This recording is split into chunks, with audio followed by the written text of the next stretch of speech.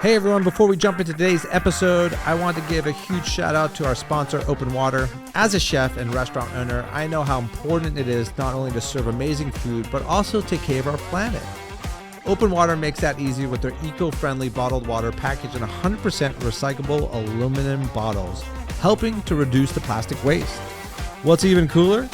Open Water is a female-owned company leading the way in sustainability, something we can all get behind. And here's the best part. They're giving our listeners 20% off. Just use promo code INTHEWEEDS at checkout. So whether you're hydrating your team or stocking up for your restaurant, make the switch to Open Water. Delicious water, a healthier planet, and great discount. Cheers to that.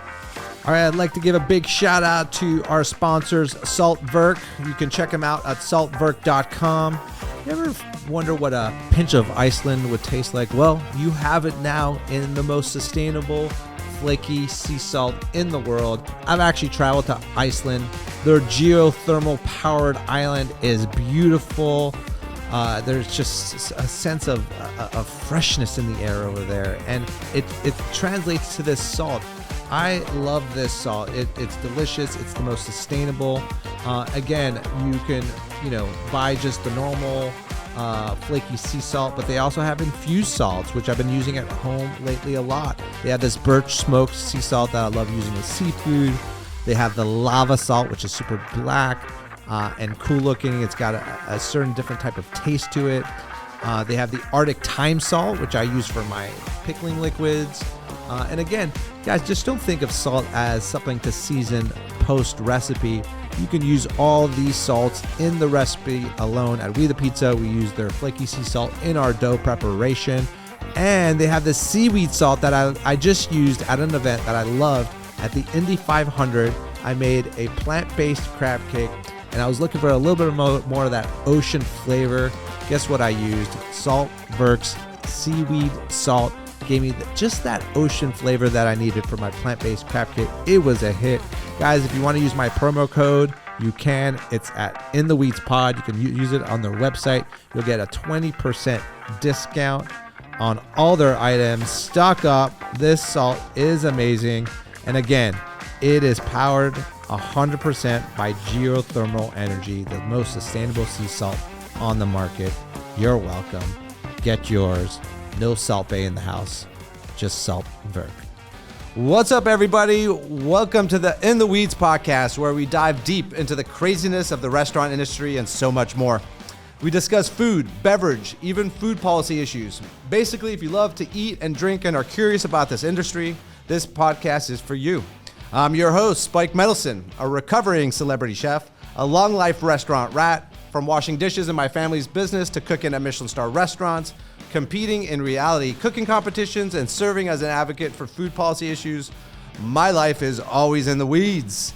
We're broadcasting live from the District of Columbia, our nation's capital.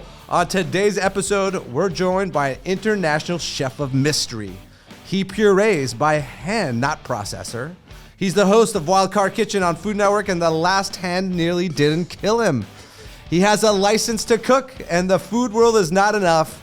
Please welcome our guest. His name is Adjepong Chef Eric Adjepong.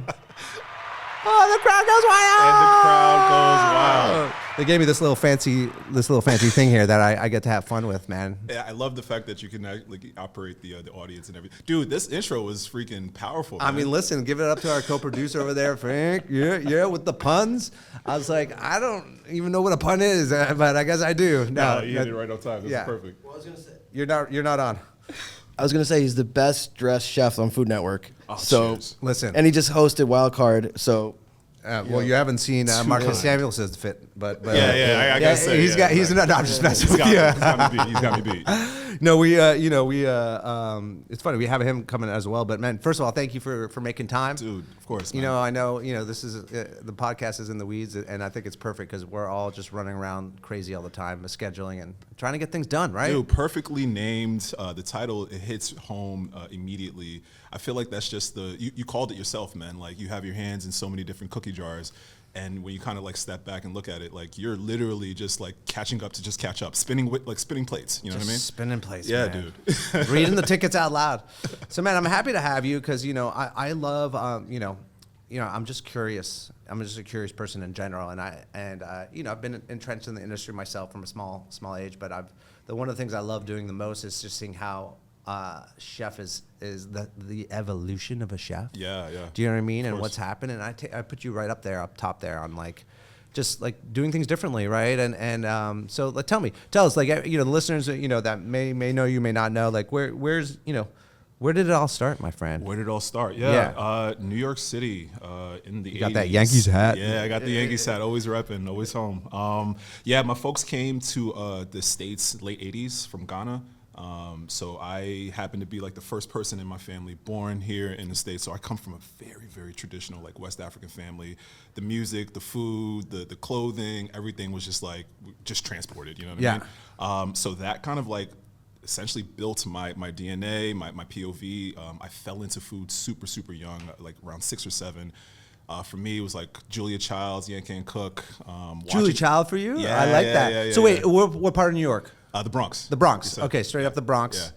Yeah. So you were born there. So you're first generation American. Yeah, man. That's pretty cool, man. It's not bad. It's an amazing experience because being how eclectic the Bronx is too, right? There's Caribbean families, there's West African families, there's Jewish, Albanian. Like I grew up with everybody. So falling into food, that POV comes from like that West African background, but then I can go back to like my boy Jose's house and have like arroz con pollo, and I can go to my friend Shabrim's house and have like, amazing like stuffed cabbage and stuff like that. So I was really like inundated and just enamored with food so young, and I'm so happy, man, because I never let it go. Yeah. And so did this come from like your parents obviously were big food like people and that love food to celebrate their culture. Heavy.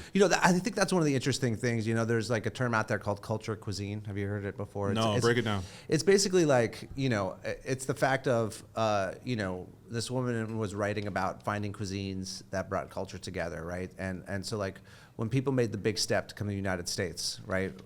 First generation, like your family or whatever, they came to this estranged country with no real roots, right? Mm-hmm. And so the thing that they leaned on the most was to create this cuisine, right? In wherever the people moved to, right? And to represent comfort and to represent something that felt like home. Right, so they leaned on food, and that's why I get super giddy about food, because I think it's like the ultimate art form to me. It's like it's such a powerful thing. It brings people together. It brings the animal kingdom together to feast. Do you know what I mean? It's man, like yeah. and you get to talk about all these different things about life and most shared important celebratory moments happen around food. 100%. Like I can't even remember a milestone, like a big moment. Whether it was a party, a christening, a funeral, without food. Food was massive in any culture, like you mentioned, but specifically like with West African culture. And I love the fact that you mentioned like it's the perfect art form. I often say like it's probably the only art form that can capture all 5 senses, right? You smell it, you hear it, you taste it, you're feeling it, you're like all of everything. That, right? Everything. So in and of itself, it becomes an experience, right? Yeah. So when you can enjoy it with other people, a community, folks that look like you, folks that don't look like you either learn, you're picking up, you're carrying on traditions. So there's so many different beautiful things that actually come around and like revolve around food itself. So I absolutely love it. Yeah. No, I mean I think it's so cool. I mean you nailed it with. I think we share the same idea about like it's the ultimate art form. It is, right. Yeah. Culinary arts, like people are always like what do you mean you're an artist? I'm like, what do you mean I'm not an artist? Like, what do you mean I'm not an artist? We're taking raw material, right? We're using our brain creatively, and we're coming up with something like super unique. And there's color palettes. There's the plate, the canvas. There's, you know what I mean? There's symmetry. There's all this stuff. So there's definitely and you get to eat my art. And you get to eat the art. Dude, that's right. It's wild though, because we like being in the weeds, right? You cooked all this food for hours and hours and then someone enjoys it in like 20 minutes or less, right? So the art it's more of appreciation really inward. Like I love prep. I love like making stuff. Yes. You know what I mean? And then really the cherry on top is having somebody enjoy it. Yeah. But for me, the passion and everything is actually just taking those raw materials, right? Like we talked about, and making something absolutely delicious. And it's like it's a tribute of of my ideas, like my creativity and, everything that's kind of happened before me and all my past experiences, working in different places, doing the shows, you know what I mean? Yeah. Like all of it kind of comes right then and there, and you kind of just like go. I love it. Yeah, I mean, I'm with you there. So what was like your earliest childhood memory of cooking? Like what was, but by the way, my son and I love the book. Thank you, bro. Right? Thank you. What was the name of it? We don't have it. Sankofa, yeah. Sankofa. Tell people where they can find it. Oh man, Yeah. anywhere books sold. I love, I love the fact that I can say anywhere books sold are sold. Yeah, The books yeah. are sold. It sounds so professional. But dude, it's a cool, resilient book about culinary and belonging. And the story is it's a fictitious story, but it's really much like me. It's patterned off of me. We have a young boy named Kofi who is tasked to bring a potluck dish to his a cultural potluck dish to his class, 4th grade, and he's kind of apprehensive. He's a little nervous. He's not sure that his classmates are going to like it. And he has this kind of like culinary exploration and discovery with his grandfather that kind of, the next week he's so excited to go back and share his food. And it's really a little bit about me. I grew up, again, very eclectic neighborhood, but, I remember like the curry smell coming off my shirt. Like Right. when I walked You're like, what? You're like, oh no. Dude. Drakkar Yes. or Cool Water or Jupe, whatever. right? Jupe, whatever. And I tried, and it's Yeah, just yeah. it's like a bed of potpourri on top of like curry, right? Yeah. It never like masks the scent fully. But no, I remember that, and just kind of having like, it's a little bit of not understanding of where, fully who I am. I had a little bit of the duality of like coming from America, very much like I sound, you know what I mean? I have an American accent and all that, but then I go home and like everything is like raw African, you know what I mean? Yeah. So it was a little bit of like trying to figure out where I had my place in. But what's so wild, and especially now in my adult age, I can talk to so many other people that had the same experiences, whether from Pakistan, India, you know what I mean? Greek, Jew, whatever. Like there were so many people that kind of like walked that similar path. Either your first generation, second generation, you understood. So even though it was a story very much like me, I feel like I spoke for a lot of folks. Big as well. time. That's what I mean. I think I might even teared at the story because it was so impactful, and especially like my son's 7 years old right now, and I'm always trying to teach him the world. I'm not just trying. There's education and homework, but I really like when I come in, I try to teach him about the world. And your book to me was like the perfect example of curiosity, right? And as a kid, like you're trying to fit in, you're trying to figure things out, right?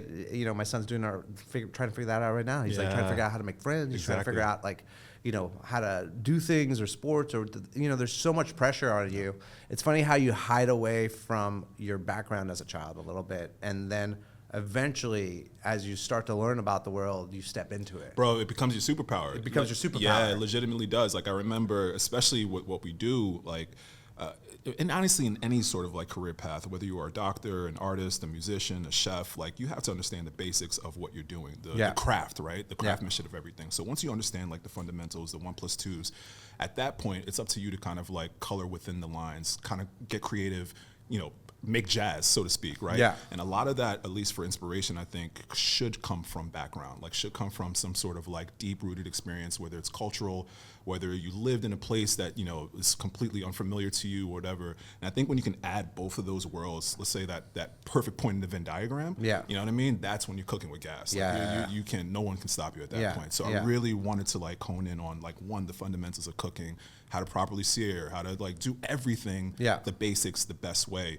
And then let's add some, culture into that. And at that point, like, I felt like you self-taught, or I know, like, what was your, let's get back. I want to make sure we answer, like, what was your first earliest cooking memory? Do you know what I mean? Like, what?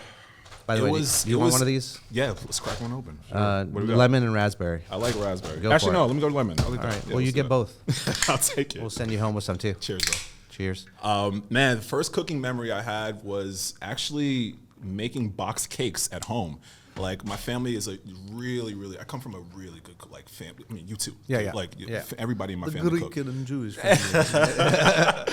Everyone cooks, right? But no one was doing anything sweet. So I would hop in and kind of infiltrate the kitchen that way. So I was bringing all the box cakes, and eventually kind of graduated to making my own and started doing that. And then people were like, okay, my cousin, my sister, my mom's like, all right, let's fighting for space. Yeah, exactly. Fighting for space. It's literally. And then at that point, I just started picking up on the onions and tomatoes and the prep, and I'm like, all right, this is something I really love to do. So that was like my first kind of cooking experience, and then I went to a vocational school in for high school, which was awesome. It was an amazing experience. So out of the 9 periods, I went to a space called BOCES, which was like a technical trade school. So you can go for cosmetology, mechanics, auto mechanics, culinary arts, right? So that first 5 periods, I would always go to another school, and I saw like very much like we're in right now. Yeah. It's a space where people can volunteer, people can, it was like a soup kitchen, so to speak. And bro, man, like it blew my mind. Like the hierarchy, the brigade system, just like, you know what I mean? The yes chef. I was just like, yeah, I can do this. So I went to Johnson & Wales. What was it that enthralled you about that? Was it like the order? Was it like the order, man? Yeah. I'm a stickler for order, man. I love things in their place, man. So I love the fact that mise en place, shout out. Mise en place for sure, to the death of me, man. Like, and I love the fact that like in a very much like in a brigade system, you have to, it's merit based, right? So the harder you work and the more dedicated you are, the further you move up. And to me, I was just like, all right, cool. Like no one's gonna outwork me. So if that's the case, I can do this, right? And it's not a lot of thinking to me. It's just repetitive motion, and the more I do it, the better I get. So I was like, this is easy. Like, I just got to keep doing it. You know what I mean? And put in those 10,000 hours. God, I love those moments, man. Yeah, man. I have to. I love what I'm doing this day and age, but I miss the days of. I literally do miss them, and like if I go back there, then I'm like I don't miss this anymore. But it's very therapeutic. Like this life we call like cooking is very therapeutic to me. It's bailed me out of many downs. It's bailed me out of so many things. I could have gone so many different ways, but just like the order, I was addicted to the order. I was addicted to coming into the mise en place. I was addicted to making sure everything was perfect on my station. I have chills when you say that. And I wanted, I wanted it to be a dance when I cooked. I literally wanted to be like in a flow state, just like athletes talk about being in a flow state. That's like zone. That's a zone that could be called in the weeds, right? When you're in the weeds, you're kind of in a flow state because it's like you have everything coming at you, but you're confident because you did the work ahead of time. Oh, 100%. You know where every single piece of your place is, and like where the backups are. Right. Do you know what I mean? And like it's just like, I miss them. I really do miss. You can't necessarily see the forest through the trees when you're in the weeds. Yeah. But you know that you're that you're safe because like you said, you have your backups ready. Yeah. You're confident in yourself. So I literally subscribe to everything you're saying, man. Like I love the process. Like I was saying, I love prep. Like I love the process of preparing myself. And it's merit based. So if I fall on my butt in the weeds, it's on me. You know what I mean? Big like time. it's completely and on everybody me. knows. And everyone knows. There's no hiding. There's no hiding. There's no You can't hiding. pull the wool on anybody's eyes, right? So it is what it is. And to me, man, I thrive over that, man. I really do. Yeah. I tell you, just remind me. I was like, I was opening the 3rd iteration of Le Cirque in New York City with the Mascioni family. Wow. I got a job. It was their 3rd version of the restaurant. And we'll talk about the team. Yeah, we'll talk about it. We have to tell people where we are too because they don't know. Yeah. We're in DC Central Kitchen, everybody. Okay. Shout out to DC Central Kitchen. Big shout out to DC Central Kitchen. They do a culinary school for people that are looking for a 2nd, 3rd, 4th chance of life. They take them. They put them through a culinary course. I think it's 12, 14 weeks. Incredible. 14 weeks, and then while they're cooking here at the facility, they're feeding the homeless. They're also they've gone even past that. Now they're feeding school meals, very nutritional school meals to people. I mean, this organization's been here, I don't know, we're coming on our 20th anniversary, I think. 20 years, dude. 35 years here and 20th of Food Fight, which we'll get to that later too. But here, I'll tell you the story. So it was opening week at Le Cirque, and man, I was like in the zone. I was poissonnier, right? I was I was handling all the proteins for the fish, and I was just so like in the zone. I had everything prepped up for, I was like ready to go. Opening week, this, that, and the other. And I had a sous chef I had to answer to back then, right? Because I was kind of a chef de partie, sure, right? Yep. So, and this guy, Chris Cumberland, if you're out there, much love to you. Shout out to Chris. But fuck, I hated you, bro. Like seriously, I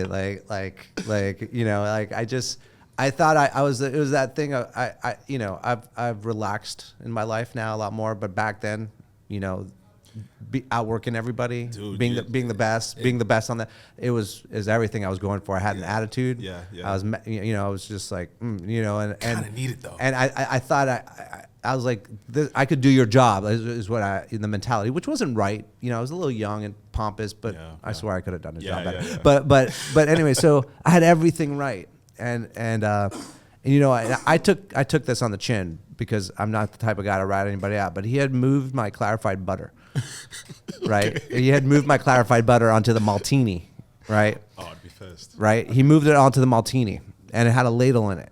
And like, and I was doing branzinos, and so the process of picking up a branzino, which like Pierre Chardin back then, there was a 12 pan pickup, for God's fucking sakes. Like, what are you doing? It was like a 12 pan pickup, right? I swear to God, it was like you don't even know what I had to go through to get this dish out.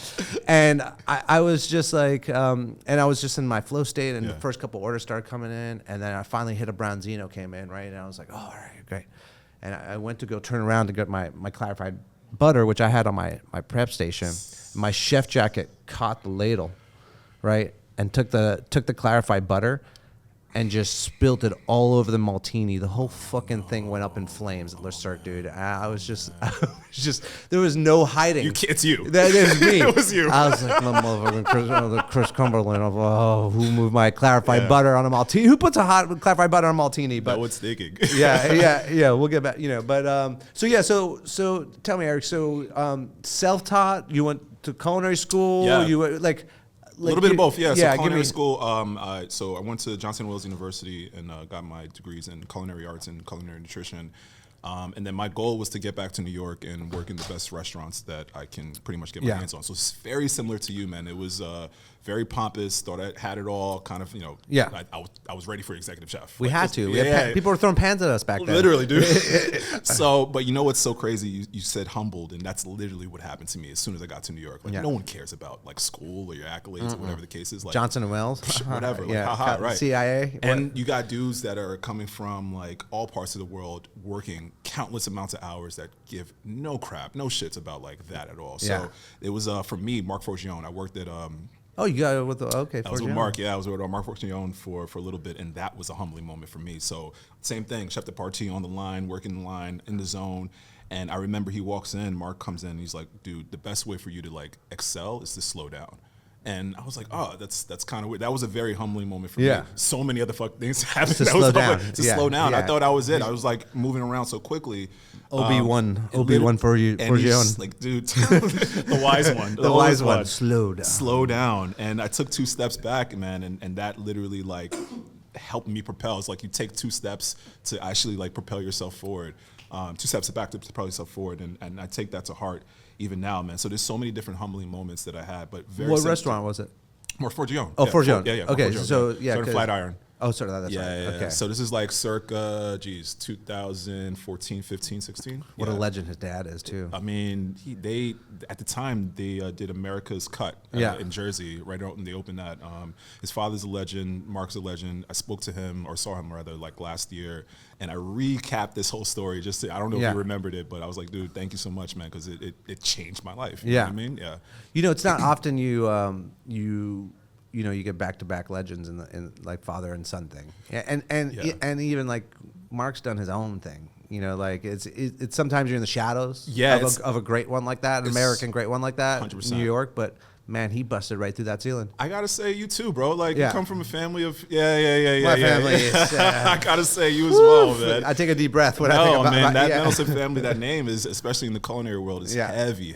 But no, absolutely. Like with Marc specifically, it was copy and paste with his father. But what's so nice about Marc that he took it to another level and became his own man and his own chef as well. So somebody that I admire and always give respect to, for sure. What were you gonna say? You had an experience you went through or something, like you shit the bed? I think I just cut you off. Oh, no. There's been plenty of times, man. Plenty of times. We'd be here forever if that was the case, bro. Like so many times where I got yelled at. We all did, but like just humbled. Because in school, it's like you pay for the classes. The teachers are maybe nice to you, but like they're trying to get you through.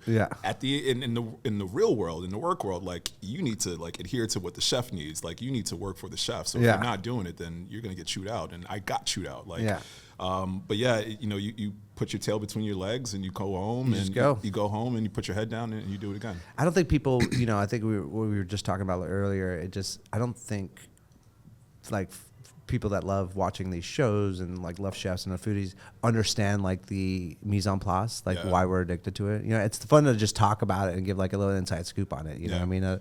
But the so what station were you working at his place? Oh, I did garde manger, and then I went up to entremet. Yeah, so everyone starts in garde manger. Garde manger, yeah. It's salads. It's salads and appetizers, some cold apps, maybe an amuse bush. You get your hands, you know. They just I thought I was the man when I was doing the amuse. Oh my gosh! Like, give me a little Gruyere. And yeah. When you got to do the amuse bush, right? I thought I was like, you're like, I made it. They trust me with the first bite. Dude, so I went from there to entremet, and then I did hot apps and meats and then all that, man. So I went. So you went through the whole thing over there. Whole gambit, yeah. And then you stayed for how long? I was there for like a year and a half, 2 years. Okay. And then I moved to London right after. So talk about education. I finished. I did my master's in London. So I did international public health nutrition. This is around the time that World Central Kitchen started. You know, Jose Andres really started making a push for that, and I was so inspired, and really just wanted to bridge the gap between making a great meal, culinary wise, but then also what is that meal doing for like a small group, a nation, a country, so forth and so on, and really like get down in the nitty gritty as far as like nutrition and having more of a background. I wanted to be in. I always got the support from my family as to be a chef, but it's not a common position or trade for a man, especially in Africa, to have. Yeah. So it was an uphill battle. Talk about that a little bit. Why though? Yeah. I mean, it's a matriarchal type of culture, right? Yeah. So a lot of the work, honestly, is done by the woman. Let's be honest. So 100%. Yeah, it's and the woman take care of the kitchen. So explaining that, and everyone in my family, I'm like the black sheep in this case, like is medical. Like you're either doctor or lawyer. Engineer, that's like top three. Yeah. Doctor, lawyer, engineer. So for me to say like I really would love to cook, I think my mom was the first person, and thank God, out of all the people, to be like, yes, she saw it early in me, and she kind of like help explain to the community at large. Like, so, this is not an intervention, but let's explain to the community. Let's explain to the community at large what my boy's doing, right? And you know what? To her, like she was held her breath for a long time. Like, I hope this works out. I hope this works out. But then to just appease my parents and the community at large, I went ahead and did like a culinary, nutrition degree. But you know what? When I did it, I fell in love with it as well. You know what I mean? And sports nutrition and medical nutrition, and again, food being the ultimate sort of like ingredient or medicine rather, right? Let food be your medicine. I figured that it was just like the best kind of path to kind of bridge both loves and passions. So as I grew into nutrition, I continued to fall in love with it. And again, this was the time that WCK really came out and wanted to put their mark on food and going to places of crisis and and helping out in that way. So that was my inspiration to going to London, and then I came back to So New wait, York. London, what was happening in London then? So I did my master's. Master's there, how long was that? I was there for about 2 years, yeah. Damn, you're very educated. I'm trying. You're a very educated man. I tried, dude. I was like, I'm sitting here, I didn't even graduate high school. I went right to the business. I was like, I'm paid for it in loads, man. Trust me, I'm paid for it in loads. I'm sure. But no, man, it felt like when you know better, you do better for me. And I've always been on that quest to kind of just like forever be a student, man, and just continue to learn and build. Yeah. I like what you're saying because I'm from a family, my family, they're very strong women in my family across the board. And, and so I was doing some work with CARE. I've been working with CARE, an organization, international food aid organization for the last, decade plus, ever since I got to DC. Mm-hmm. And I've had the opportunity to take a couple really cool trips where I'm a chef advocate. And I got to travel to different countries. One was Peru, one was Saudi Arabia, Milan, and the one I'm referencing, it was Mozambique, right? Wow. And what we were doing in Mozambique is we were, they have this global seafood economy in Mozambique, which the rest of the world relies on. Yeah. And it's kind of funny because I was cooking these langoustines at Le Cirque. Wow. Right? Way back in the day, before I started working with CARE, like years where Chris Cumberland was being such an ass, right? Chris Cumberly. Yeah. But we get these big spotted prawns from, and I would see, I would have to receive them because I was in charge of fish, and they would come from Mozambique. And I was just like, oh, wow. I was like, what is going on? These beautiful spotted prawns coming all the way from. I didn't understand then that they had this huge global seafood economy, and they, and like all these big lobsters, a lot of stuff comes from there.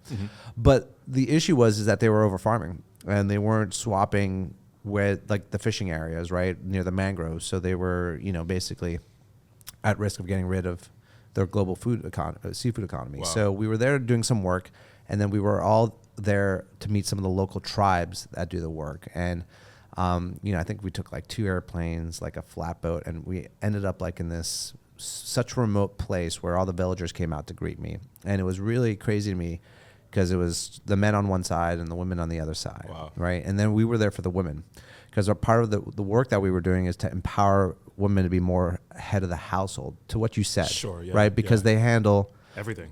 Right. They handle everything. Yeah. The cooking, the cleaning, the education. But the authority. But the authority. Yeah. And I could never. I always remember I was looking, and Carla Hall was on this trip with me. I had Kat Cora on this trip, and Antonio Lufthansa. Heavy hitters. I had 3 heavy hitters, right? So we all went to Mozambique together, and I remember just like it was yesterday. I was just like looking and like in the shaded areas, like all the men, and they were just kind of very like had a chip on their shoulder. I'm like, what are you guys doing over here?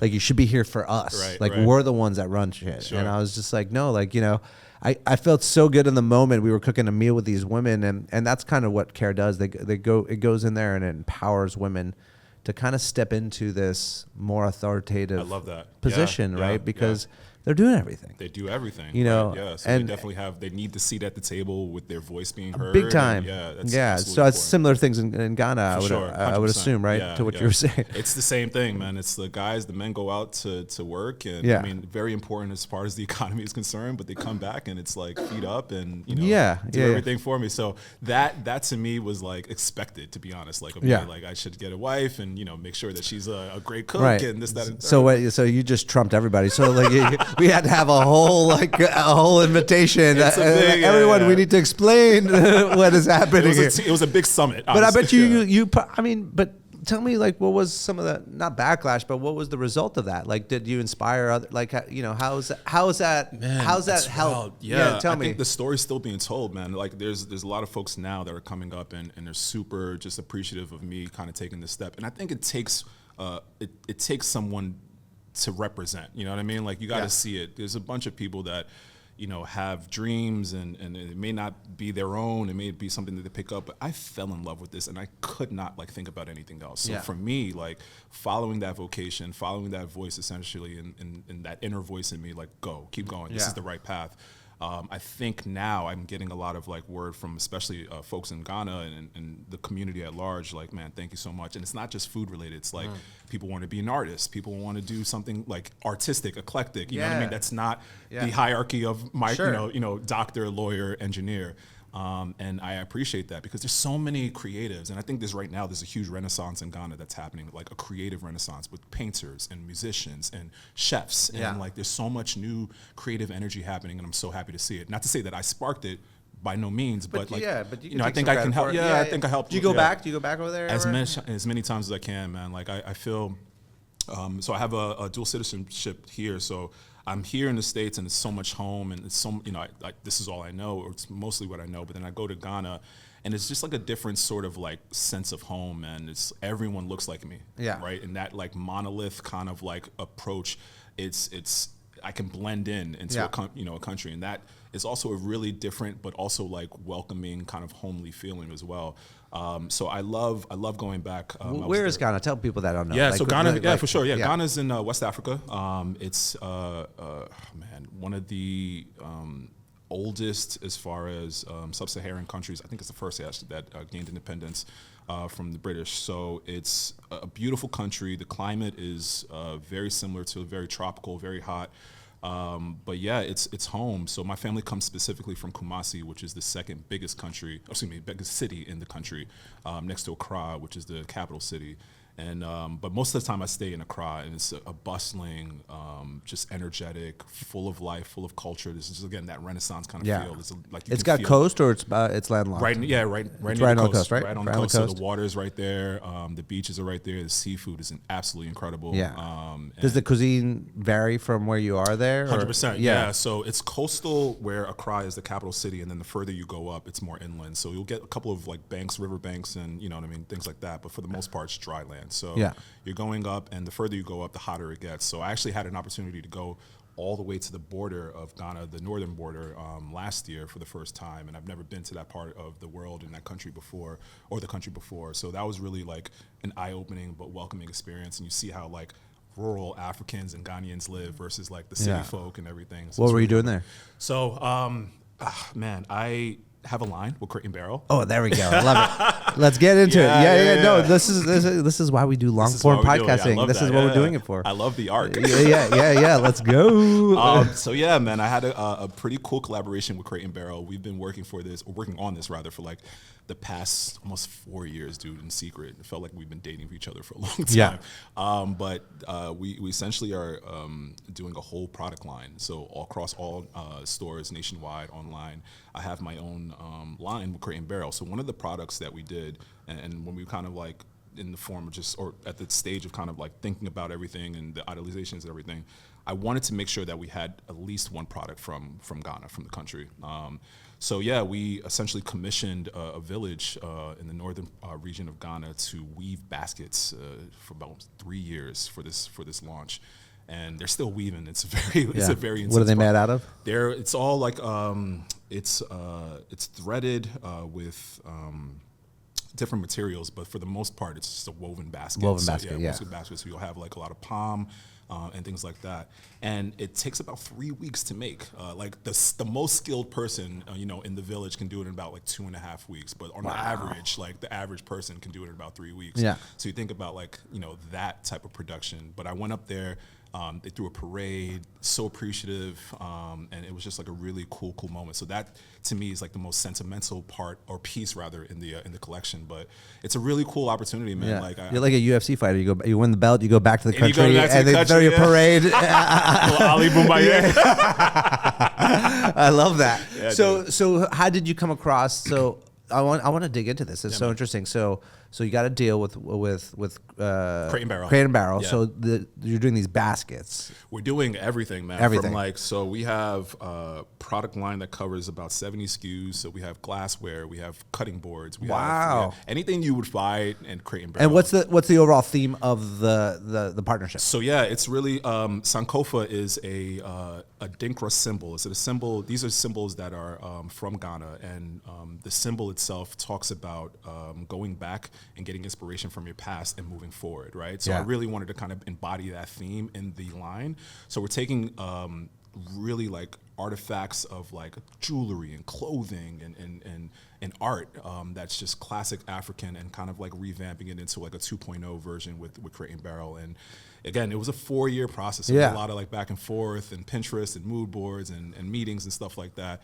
But as soon as like I gave them everything, as far as like the music I'm listening to, the art and everything, they kind of went in their world and did what they did, and they sped it back at me, and it was just like, yo, this is perfect. So from then, it was just like really sampling and trying things out and making sure I like the weight of the cup and the size of the bowl is perfect. What a great project, dude! It was insane. How'd you score that? First of all, by the way, I love Pinterest. It's a big shout out. Pinterest. If you guys want to sponsor us, our podcast, we'd love to, because honestly, like if you go to my Pinterest board, and you may laugh, right? We might need to meet my entire family and explain them. But like everything I do, so I don't know. I got probably like 40 different like boards up there. I feel you. Yeah, it's same, like same. Some concepts never came to life. Yes, do you know what I mean? But it's just the fact that you can get them out your head. Yeah, and like, it's visual. It's the visual for me is so good to put things up. So great tool. First of all, you want to cut in? What do you want to say? No, I was going to say you also like Crate and Barrel, right?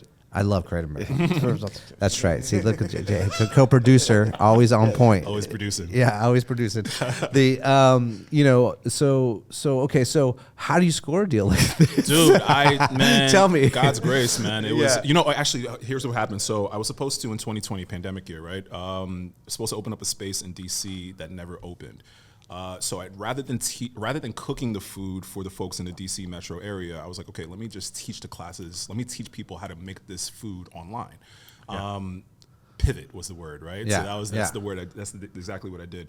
So there was a gentleman by the name of Todd Kaufman. Shout out to Todd if you hear this, man. But he essentially took the classes. He was a fan of Top Chef, watched the show, took the classes, and he works for a company called Beanstalk, which is a licensing agency. So he shot at me after the class randomly. He's like, have you ever thought about kind of telling your story in like a home kind of like, not luxury, but home kind of lifestyle brand?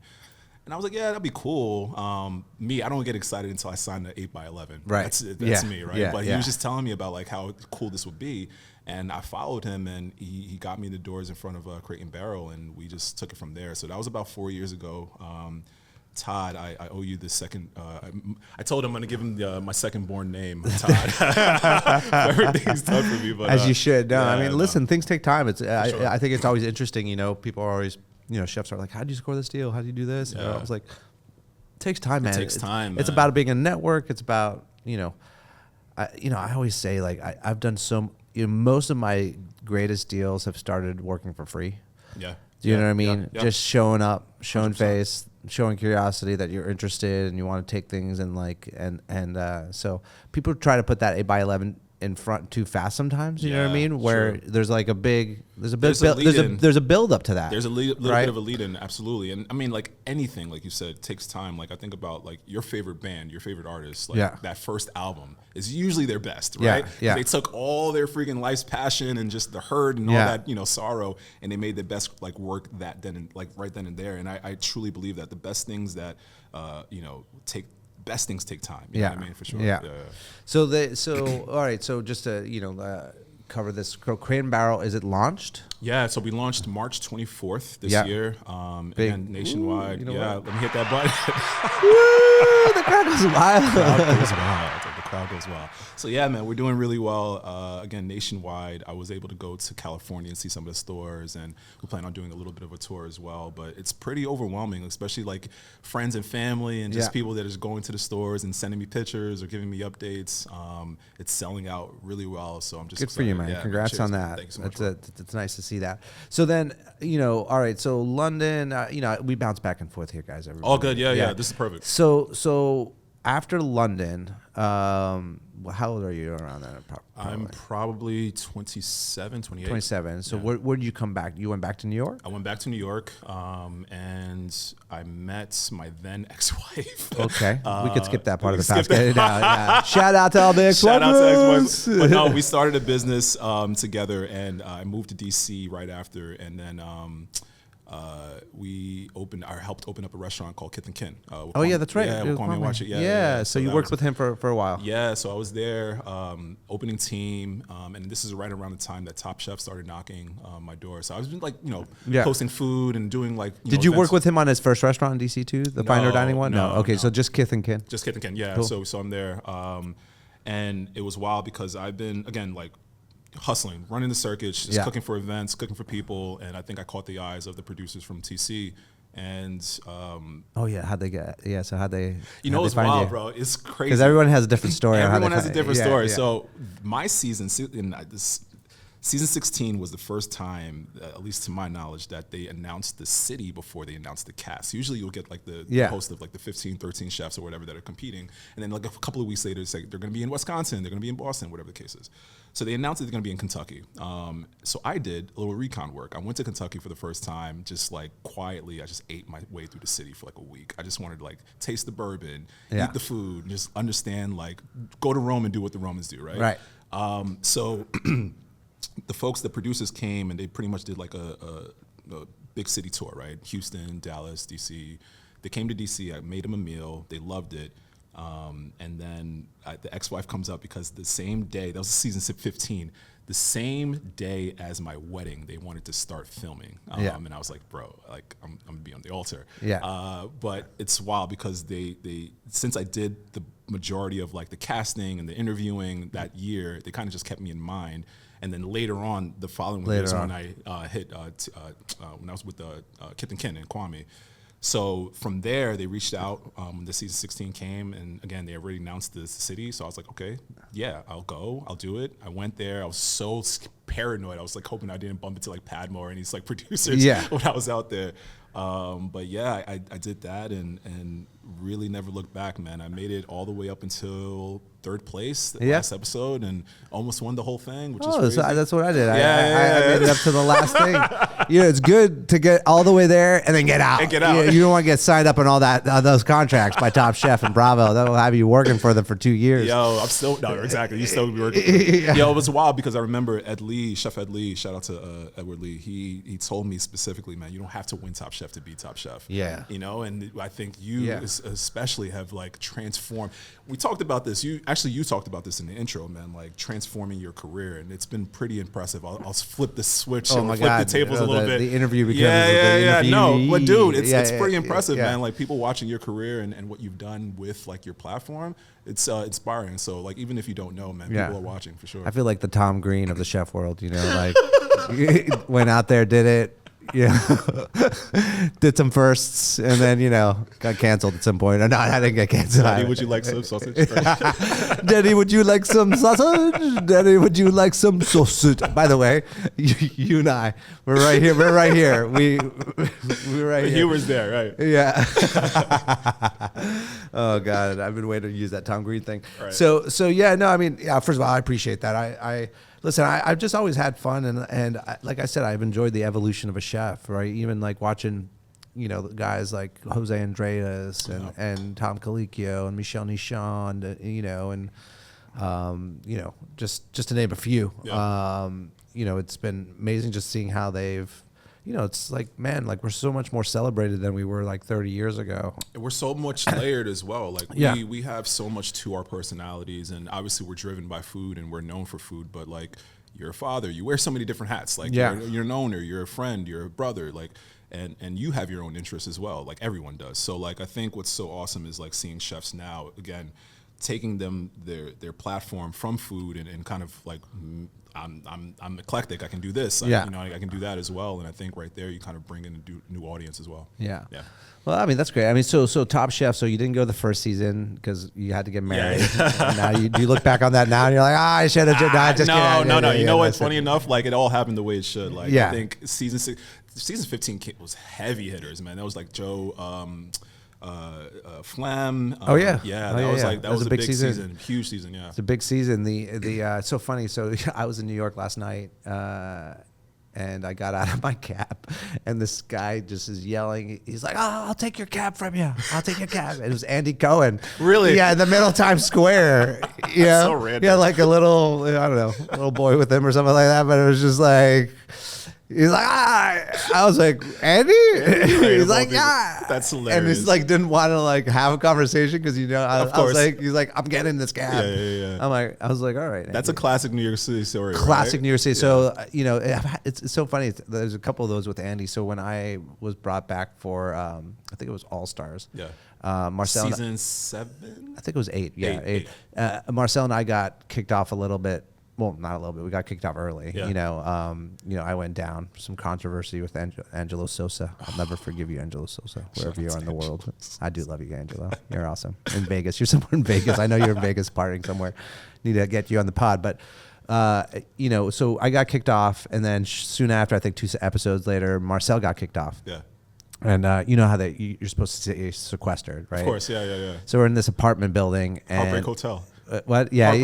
And we, Marcel and I are sneaking out every effing night, right? Like we're going through like the staircase escape, right? And like these, I forget what they're called, our handlers. Mm-hmm. They're trying to like cover all bases, and we're like hiding behind dumpsters, waiting for them to go on a bathroom break, and we're sneaking out every night. And we're partying out every night. We Yeah. go to the Box. I don't know if you guys know the Box. Big shout out to the Box. No. It's one of the best Wednesday nights. If you ever want a really Wednesday night in New York City, go to the Box.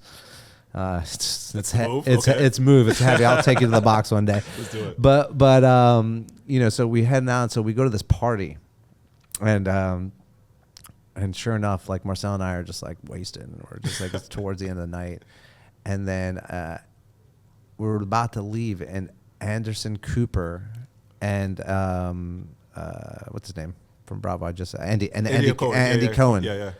are like at the party right together and like hanging out. And he's like, oh, and he walks up to us because he's wasted also. And he's like, Marcel, Spike, my homies, what's up? And you could just see it. And he's like, what are you guys doing? He's like, he just put two. He's like, wait a second, aren't you guys? You're supposed to be in a show. Yeah, aren't you on production right now, filming a show?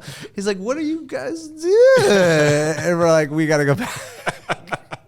So just randomly running into Andy Cohen, he gets around over there in New York City. Yeah. So Top Chef, good. Oh, go ahead. Marcel, man, shout out to Marcel as well, man. I was just with him not too long. That boy can cook, man. He's like a chef.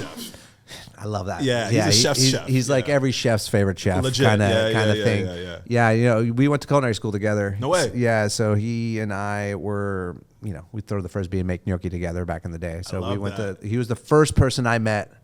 And it was kind of like a moment of like, did we just become best friends? Like brothers. Yeah. I met him on the first day at culinary school. He was already like at culinary school, so he was like ahead of me a little bit. Yeah. And we met at the bar, the Hobnobbin or something like that, whatever it was called. And we just looked at each other like, did you throw a frisbee? There it is. Frisbee. We're such hippies back then. But no, he was awesome because, you know, Low bar friendship. Just all low bar friendship, right?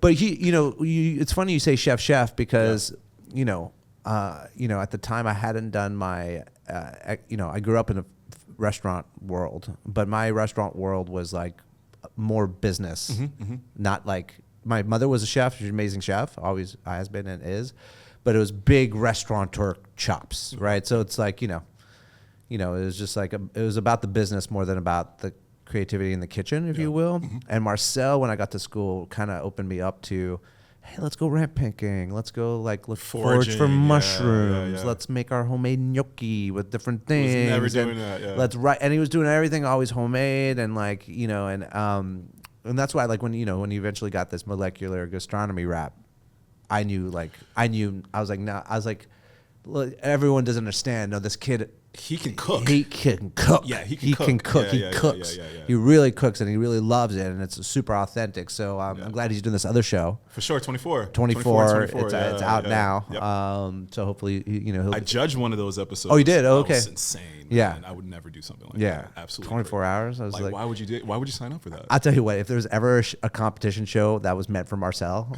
this one is the one. I gotta say, man. Yeah. I did I was like hour 17, and he's up there like first hour, fresh as a daisy, just like zoned. I'm like, bro, how are you not like sleep deprived right now? Oh my god, yeah, he's crazy. I mean, you ever go drinking with him? The guy can drink like I don't really drink, right?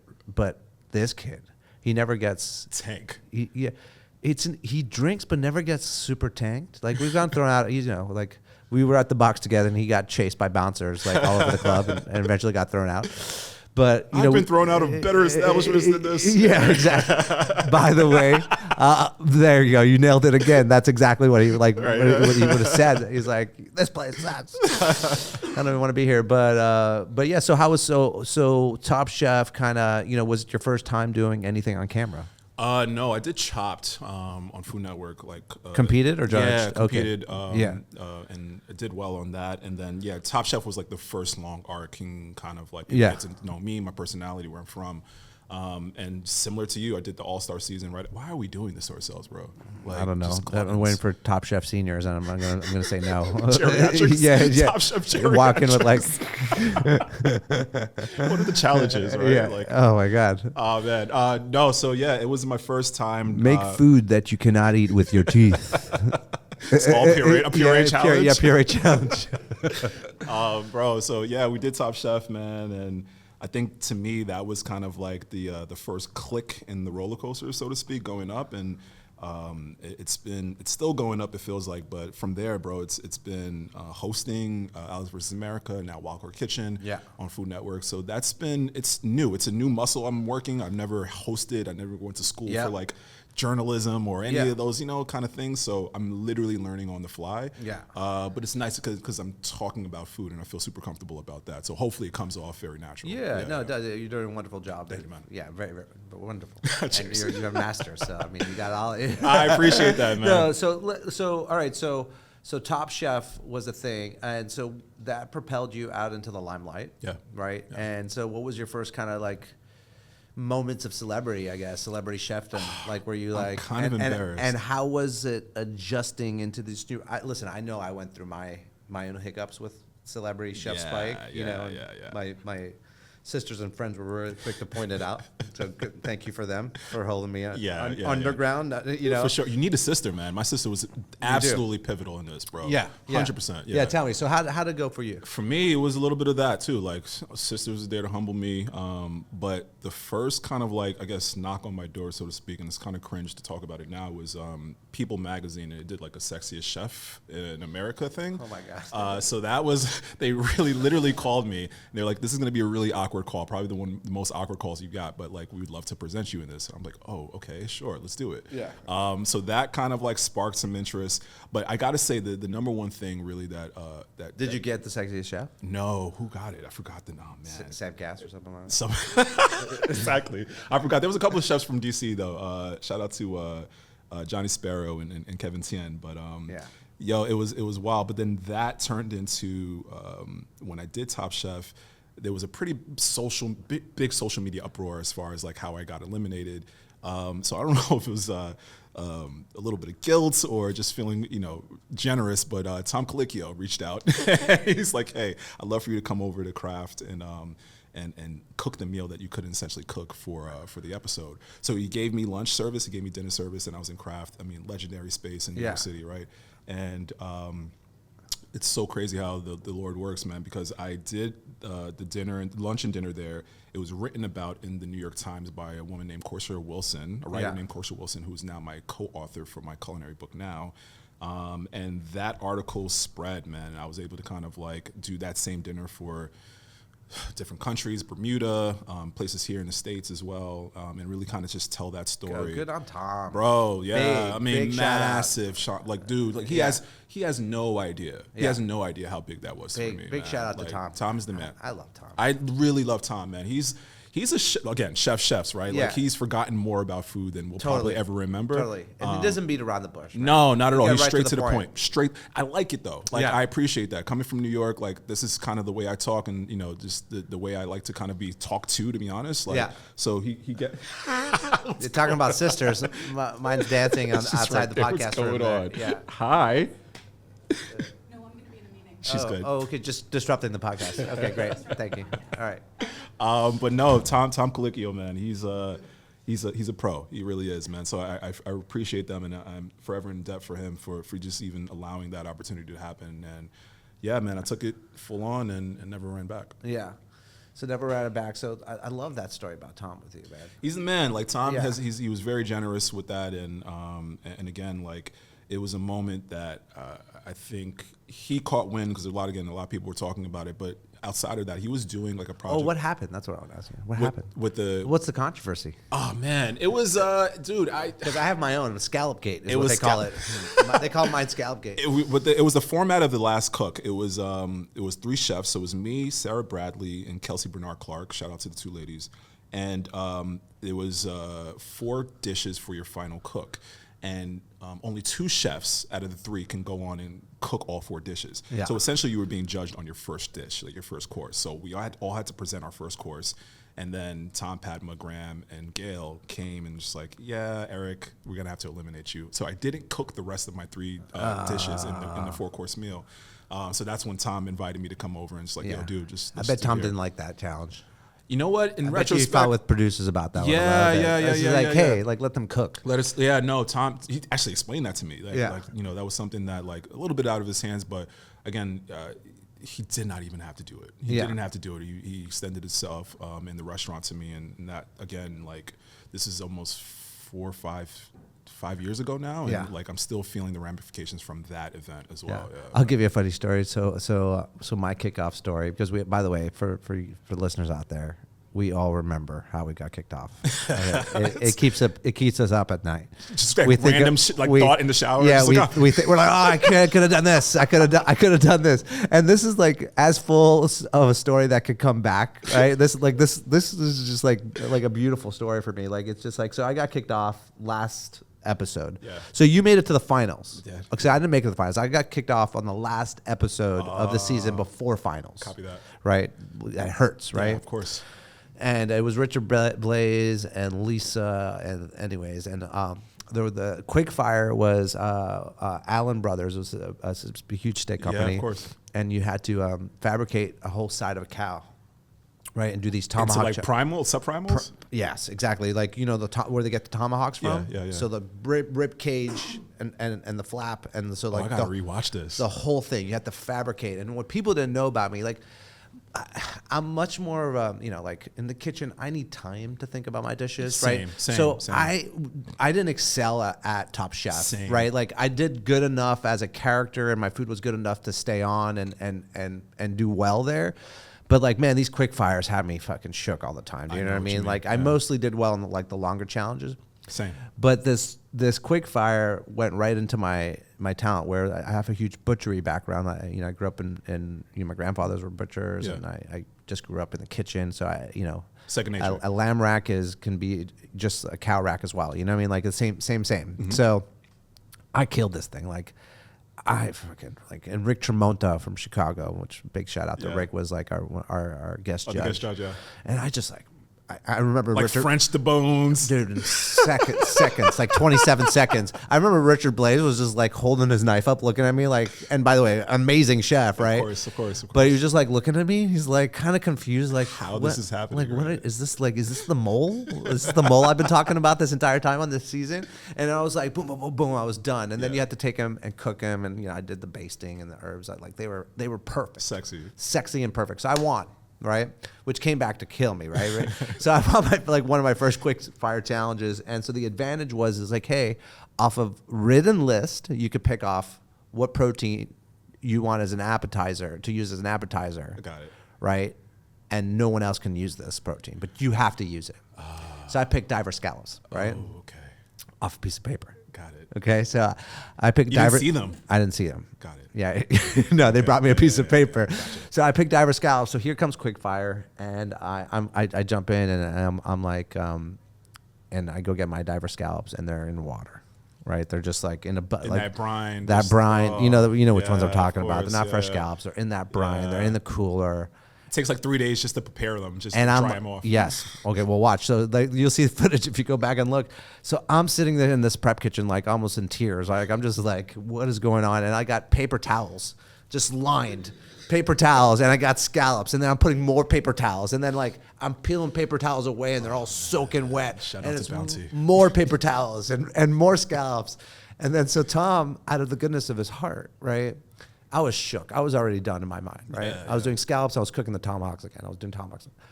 And he came up, and I only had like 20 minutes, right? And I guess he had finally convinced producers something to kind of maybe give me a quick out. Sure, yeah. And he came, and they did a moment, and they're like, he's like, Chef Mendelsohn, we just want to let you know you can use, we told you pick scallops, but that is not the protein you have to use, right? Okay. I was like, well, it's not what it's not what I signed. It's not what the fine print said. Exactly. Right? Yeah. So I was like, nah. Like, I was like, whatever. Like, I'm here. And I wish I would have went back and redid it, but I was like, I'm here already. So anyway, I cooked the scallops. They were awful. They didn't sear. I got to the judges' table. You knew. You already knew. Right. Yeah. And so Rick Tremonta goes something like, he's like, chef, part of being a chef is knowing your ingredients and using high quality ingredients, this, that, and the other, right? And so I was like, you can't say what you want to say. No, I said what I want to say. Good. I said with all due respect, chef. I said that too. I did in all due respect. Of course. For some reason, you think it gets you out of everything, right? Yeah. Like, if you say that, you could basically say anything after that. But you can't. No, it's the primer for like the fuck you. Yeah. So I was like, with all due respect, chef, those scallops were in your walk-in, and they would have never got through my back door. And Tom goes like this. He's like, oh shit. Tom, you can see Tom goes, oh shit. And Rick turns livid red, right? He's like, oh, okay. It's like, I'll take that. They were on my walk-in, but you have to take that. You used them, right? And like, so anyways, cut, right? And like they kick me off, and all producers are like having a parade, TV gold, right? They're like coming up to me. I'm like on tears. Like I just got, I'm exhausted. And they're like, you don't know what just happened. Right. They're like, you don't know what just happened. I was like, I don't know what. This is how we got the Emmy. Yeah. I was like, I don't know. Yeah. By the way, this is how we get the Emmy. Yeah. So that was funny. And so that dish haunted me for years until I came back and did All Stars. Yeah. And so the first episode of that one was like, hey, cook the dish you were cooked off for. Right. Yes. So guess what I got again? Frozen scallops, right? Really? So they gave me frozen. They did that on purpose. They did it again. Yeah, they gave me the same scallops. So I made fucking ceviche out of them. Yeah, good man. You know, I made ceviche out of them. I presented. Anthony Bourdain was one of the. He was one of the judges. Rest in peace. Yeah, rest in peace, Anthony Bourdain, and he gave me the best soundbite that makes me sleep well at night for the rest of my life. Oh, so he totally switched out. So he goes. He tasted the scallops. Everyone tasted them, and he's like, he took a step back. He says, "Guys, isn't Chef Spike? Spike is the craftiest motherfucker to ever be on this show, or something like that." And it was just like, That's it. Yeah, I was like, "That's it. You've been anointed. I redeemed myself. Yeah, you've been anointed." Yeah, and next episode I got kicked off because of Angela Sosa, but it's just funny how things and full circle. Tom Colicchio and I are good friends, and we're in a frozen scallop business together. It's full. Circle. It's called Mind Blown. It's plant-based scallops, and I always joke with him. I was like, it was kind of, the story was written. The story was written, right? No, I totally get it. Same thing with me, man. The quick fires and the elimination challenges were totally two different, like, muscle memory kind of things. You know what I mean? Like, I look at some chefs who've done super well with like the quick fires, people who just like think very, very fast on their feet. But I need a time. Like, if I had 30 minutes to an hour, like I can crush it. You know what I mean? To think about a dish and formulate all that, I can crush it. Well, I mean, people in the industry don't understand. Like we cook these things like 10 times before they hit the menu. 100%. Right. We tweak them. We do them like and like. Yeah, we can come up with things pretty quickly, but it's not really. You're expected to make your best dish the first time. Yeah, exactly. And that is tough. It's tough. Yeah. So funny about the People's Magazine Sexiest Chef. So like another similar story, Eric, I didn't know we had so much in common. I got reached out to. Good man. Right, but it was a fake reach out, and it was from a journalist at People Magazine. It was from a journalist at People Magazine, but it was, she reached out. She's like, oh, we're thinking about you for the Sexiest Chef, and like, do you want to have lunch? Oh. And she ended up being my first fiance. Hey. I never got married, but she was my first fiance, and so that was an interesting relationship. Alyssa Shalasky, she's a fantastic writer, but during our relationship, I inspired her to write a blog that was called, it was basically, what's the name of her book? Alyssa Shalasky. I gotta look this up. I can't even believe I forgot the name of it. It's like, it was a Kitchen Confidential type of book. Yeah. But it was about living with a chef and not having any cooking talents. That's pretty cool. Yeah, it was pretty cool, but it kind of backfired on me a little bit. Because then the blog got picked up by a publication. So now you're like the talk of the town, but you don't even know it. And she gave. It's called Apron Anxiety. So that was the blog, right? Apron Anxiety, because she always had anxiety of cooking around me. Right. It's like, you should just write a blog, like Apron Anxiety. And she turned it into a whole book, and it was a tell-all about a relationship. Bestseller. I'm looking at it right now. Bestseller. Yeah. Nice. I'm referred to as chef in the book. So I didn't give him the rights to my name. That's how my People Magazine story went. That's good, man. All's well that ends well. Yeah. So so tell me, what are you doing in the TV world right now? I know you got right now on the top is the underground culinary poker game. Yeah, Wildcard Kitchen. We're playing culinary poker. It's a crazy concept, but it's super fun, man. It's an opportunity that you don't really see the chef's personality and like a true personality in a sense. And I love the fact that we're able to do that. So the whole premise is late night after the restaurants are closed, you should be probably going home, but more than likely, you know the deal. You probably grab, you know, a nightcap, drink, Something, a beer, a whatever. meal, Yeah, a meal, something. something, right? So we kind of pivot that into the culinary kitchen and Food Network Studios. So the security guard kind of looks away, chefs come in the back, set up a little speakeasy, so to speak, and then we're playing culinary poker. So we're actually having these chefs bring in their own cash, legitimately their own money. They're playing $5,000, or rather they're bringing in $5,000. So a chance to win $15K, and it's cool because obviously we're seeing chefs do their thing, right? Super creative and there's really like tight parameters. But what's so nice about it is that you see like Chef Manit, Chef Marcel, we see like Tiffany, just like personalities that you don't typically see on the network, and we kind of keep it strategic. Like every time that we have these three chefs, we either they're from the same city, they're friends, colleagues, you know what I mean? So they can get together. So the trash talk is like super organic. Yeah. Like they're giving each other jabs and it's super friendly. And it's a really cool atmosphere. I'm the house. I deal the cards and I kind of make sure that everybody's So you actually play cards, right? Yeah, we're playing cards. So so there's community cards. So rather than like your number and like your club, spade, diamonds, whatever, we have community cards. So the first community card is dish. It can be anything from like kimchi to, I don't know, breakfast for dinner, right? Yeah. Time is anywhere between 20 and 35 minutes. And then there's an ingredient card as well. So it can be anything between anchovies and zucchini. Right? Yeah. 52 cards in each deck. So I'll put out one, it's breakfast for dinner, 25 minutes with the use of anchovies. Oh, that's right? fun. Yeah. And that's then fun. Then you just go, like, you go crazy. So at that point, all three chefs have to kind of adhere to those community cards. But then the game starts with the wild card. So I'll give you a card that's only specific to you, Spike. So it'll be like, Spike, you have the exclusive use of all the salt in the kitchen, or you have an extra 10 minutes, whatever, right? And then the next chef can be like, I don't know, you have to peel 10 pounds of potatoes before you start cooking, whatever. So at that point, you kind of like, you know your competitors, but then you kind of know where your hand is at and you know where your skill level is at. So you bid your own money, and we play poker, like, you know, we'll bet, we'll hold, we'll raise, all that. Oh, really? Yeah, That's legit. fun. It's fun. It's really fun. So is it one hand of poker, one long hand? Yeah, so we play 3 hands. 3 hands. 3 hands. We'll have a judge come in and taste the food right in front of the chef. So you have to keep that poker face nice and stoic.